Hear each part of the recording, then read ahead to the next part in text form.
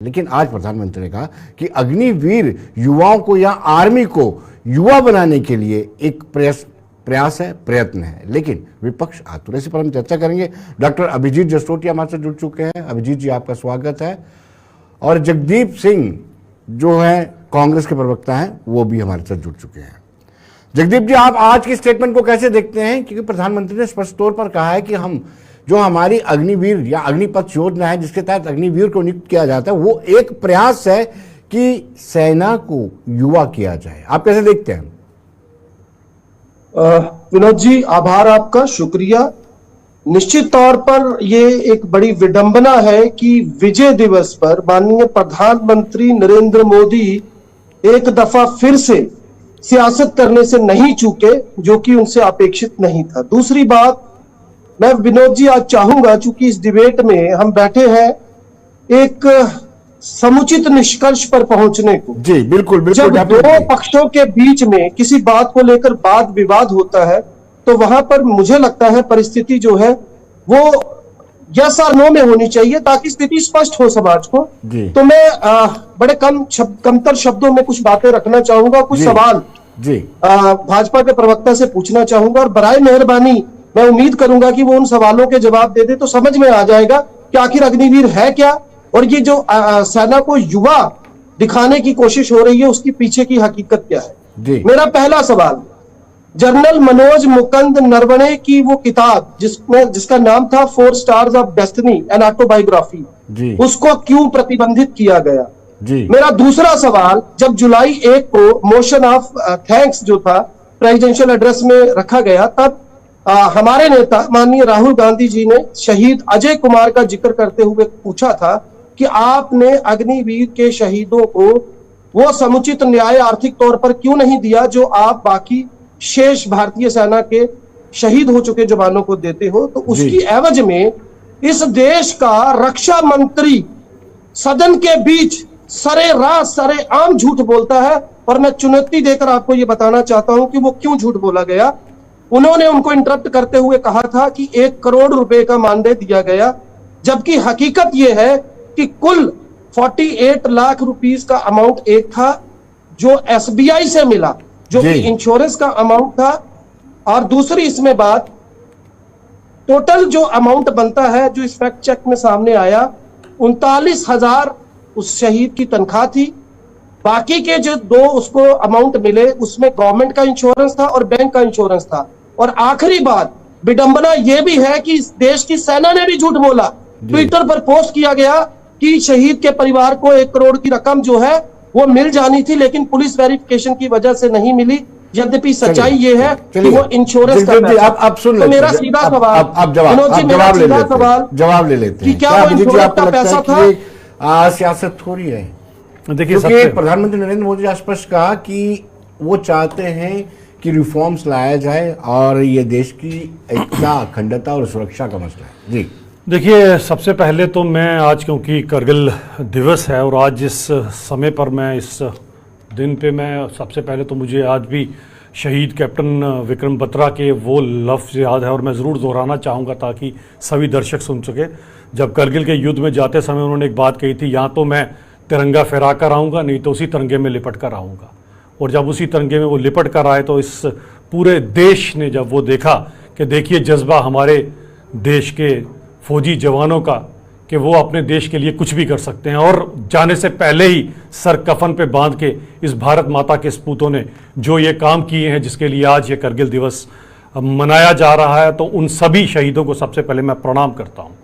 उसके बाद रही बात जो कांग्रेस की, और अभी आज देख लीजिए, क्योंकि कांग्रेस जिस तरह से बात करती है और फिर जगदीप जी को मेरी बात का बुरा लगता है, लेकिन मैं सत्य बताऊं भी कांग्रेस की बात करते करते ही और इतने डूब गए हैं अपने कांग्रेस की बातों को करने के लिए और कांग्रेस का प्रचार और प्रसार करने के लिए कि भारतीय सेना को आज इन्होंने कह दिया कि भारतीय सेना झूठ बोलती है। ये वही कांग्रेस है जो कभी कहती थी भारतीय सेना से जब उड़ी और बालाकोट स्ट्राइक की गई तो भारतीय सेना से, भारतीय वायुसेना से जो है सबूत मांगा करती थी। तो इनका मैं समझ सकता हूं कारण क्या है इनका ये सब बोलने का, और मुझे समझ नहीं आता कांग्रेस को मेरे देश की सेना से इतना क्यों, इनको क्या है, उनके खिलाफ ये क्यों हमेशा ही बातें करते हैं। ये वही देश की सेना है जिसके कारण आप महफूज आज अपने घर पे बैठे हो। ये वही सेना है जिसके अंदर शहीद कैप्टन बत्रा और मेजर अजय सिंह जसरोटिया जैसे शहीद थे। ये वही सेना है जिसके कारण आज अपने घर पे बैठ के आप अपने आप को महफूज महसूस करते हो। तो कम से कम इस सेना के लिए अपशब्द ना बोले। अब रही बात अग्निपथ की स्कीम की, अगर मैं आपके आगे बात करूं तो सबसे बड़ी बात जो आती है कि जो ग्लोबल एज है आर्मी की, उससे हमारे जो देश की आर्मी है वो कहीं आगे है जी। और हम भी ये चाहते हैं कि देश की जो आर्मी है वो जवान आर्मी हो, क्योंकि हमारे देश को चैलेंजेस बहुत है। एक तरफ वो नापाक मुल्क है जिसके कसीदे हमेशा कांग्रेस पढ़ता है, जिसका नाम पाकिस्तान है, और दूसरी तरफ चीन जैसा मुल्क है जिसको यहां पर इन्होंने जब जमीनें सौंपी थी तो कहा था लाहौल स्पीति और इन एरियाज में होता ही क्या है, बंजर भूमि है, दे दो चीन को। तो ये दो वो देश हैं जिनके कारण मुझे लगता है कि हमारे देश की फौज को सक्षम होना चाहिए, और सबसे बड़ी बात ये आती है एक जवान फौज होनी चाहिए।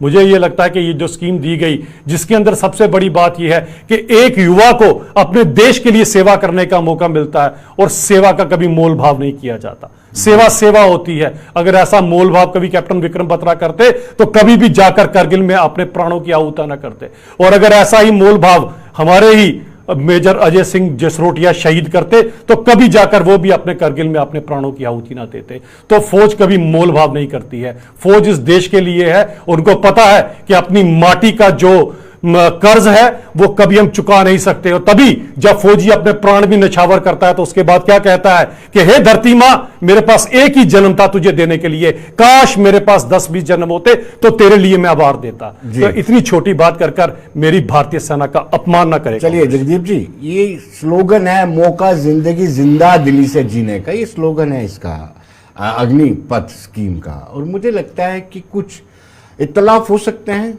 बैटल ऑफ आइडियाज हो सकता है। क्या आपको लगता है कि इस स्कीम में क्या बदलाव किया जा सकता है? क्योंकि आपकी पार्टी ये कहती है कि हम सत्ता में आए तो सबसे पहले इस स्कीम को उखाड़ फेंकेंगे, लेकिन कुछ बीच में डेलिब्रेशन तो होनी चाहिए। क्यों जगदीप जी, कहीं ऐसा ना हो हम क्रिटिसिज्म जी जी विनोद जी, मैं पूरी ईमानदारी से फिर कहूंगा, देखिए मैंने शुरुआत में कहा था कि ना इधर की बता ना उधर की बता, जो पूछा है सवाल सीधा उस पर आ, ये आएंगे नहीं। मैंने सवाल पूछा कि नरवणे साहब की किताब उसी आर्मी के आर्मी चीफ है फार्मर, क्यों आपने प्रतिबंधित किया? कोई जवाब नहीं। मैंने कहा राजनाथ सिंह ने सदन के अंदर देश की सबसे बड़ी पंचायत के अंदर यह कहा कि 1 करोड़ रुपया दिया गया, जबकि सच्चाई ये है कि 48 लाख मिले, वो इंश्योरेंस के मिले, और आर्मी ट्वीट करके ये कह रही है इंश्योरेंस का नहीं होती। विनोद जी माफ कीजिएगा, देखिए अगर आप मुझे ये कहेंगे कि मैं अपने शहीदों और उनके परिवारों के साथ अन्याय होने दूंगा तो मैं इससे सहमत नहीं हूं। जो अभी इतनी बड़ी बड़ी बातें करके हटे, मैं इंटरप्टेड थोड़ा सा समय चाहूंगा, उनको भी मिला, मुझे भी मिलना चाहिए। डेफिनेटली आपको पूरा समय दिया जाएगा। बिल्कुल विनोद जी, मेरा सीधा सवाल है, साल 2019 में डाली गई एक आरटीआई एमओडी को, उसमें जवाब यह दिया गया कि शहीद वो जो युद्ध में अपने प्राणों की आहुति दी। जहां पर जो प्रॉक्सी बात चल रही है उसमें जितनी शहादतें हैं, उनको तो ये सरकार शहीद ही नहीं मानती। किस मुंह से ये शहीदों की इतनी तारीफ कर रहे थे? अगर कर रहे थे तो इनकी कथनी और करनी में फर्क क्यों है? और दूसरी बात, ये भारतीय सेना जिसका ये आरोप हम पे मर रहे हैं, इसी भारतीय सेना को शत शत नमन हमारी पार्टी के हर नेता ने हर उस वक्त किया है जब उन्हें लगा कि हमें भारतीय सेना के साथ खड़ा होना है। लेकिन सवाल यह है कि जब जाती होगी, देखिए एक वक्त था जब सुबह आप सड़कों पर नौजवानों को भागते हुए देखते थे। हमारे देश में 60 से 70% नौजवान जो है वो सेना में अपना करियर तलाशते थे। आपने 4 साल का कॉन्ट्रैक्ट बना दिया।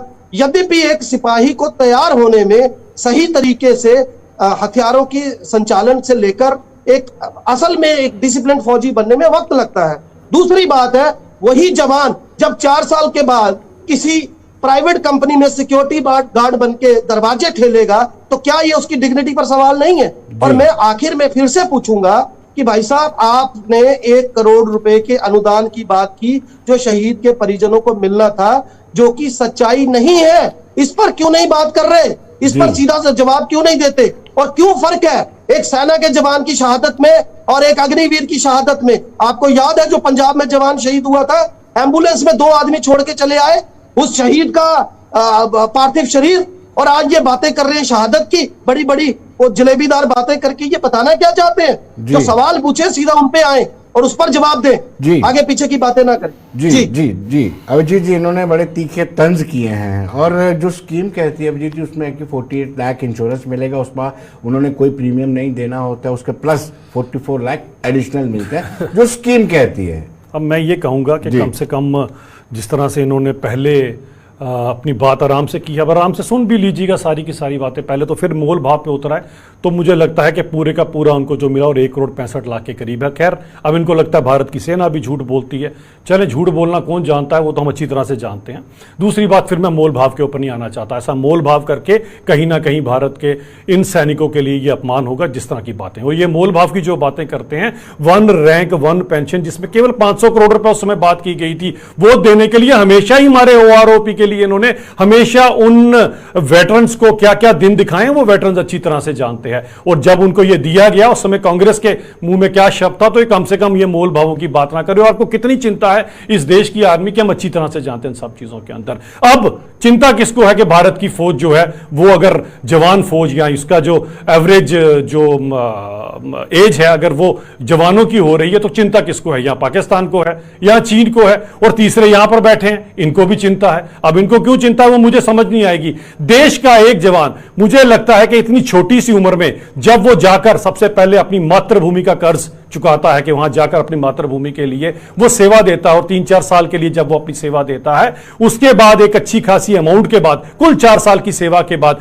और ये नहीं कि सारे के सारे उसमें से जितनी एब्जॉर्प्शन आर्मी में होनी है उतने लोग जाते जाते रेगुलर आर्मी में, दी बेस्ट जो उनमें से होते हैं वो आगे जाते हैं। क्या आप नहीं चाहेंगे कि भारत की फौज के अंदर सबसे बेस्ट, सर्वश्रेष्ठ फौज हो पूरी दुनिया के अंदर? आप क्या चाहते हैं, मुझे ये बताएं जरा, आपकी मंशा क्या है? आपकी मंशा में तब भी पता थी जब भारत की सेना के पाकिस्तान शीश के ले जाता था, तो हमारी फौज के आप हाथ से पीछे बांध दिया करते थे, हमें वो अच्छी तरह से पता है। आप किस तरफ है हम तो ये नहीं समझ सकते, जॉनी लीवर की पिक्चर की तरह इस तरफ है उंगली और है किस तरफ है, हम तो ये नहीं समझ पा रहा हिंदुस्तान आपको कि किस तरह की आज आप राजनीति कर रहे हैं, क्यों देश को गुमराह कर रहे हैं, क्यों देश के युवा को गुमराह कर रहे हैं। अरे देश का युवा अगर 4 साल के लिए अपनी अगर सेवा देता है देश को, तो उसमें क्या हर्ज है? इस माटी के ऊपर अगर हमने जन्म लिया तो माटी का कर्ज जो हमें चुकाना चाहिए, उसके लिए 4 साल की सेवा के बाद उसको उसका पूरे का पूरा हक दिया जाता। और यही नहीं, बेल्ट फोर्सेस के अंदर, और आप ये क्या कहते हैं सिक्योरिटी गार्ड की नौकरी करेगा? मुझे बताएं, नौकरी कौन सी छोटी इस देश के लिए? आप जो भी काम करते हैं, भले सिक्योरिटी गार्ड की भी नौकरी करते हैं, छोटी नौकरी कोई नहीं होती।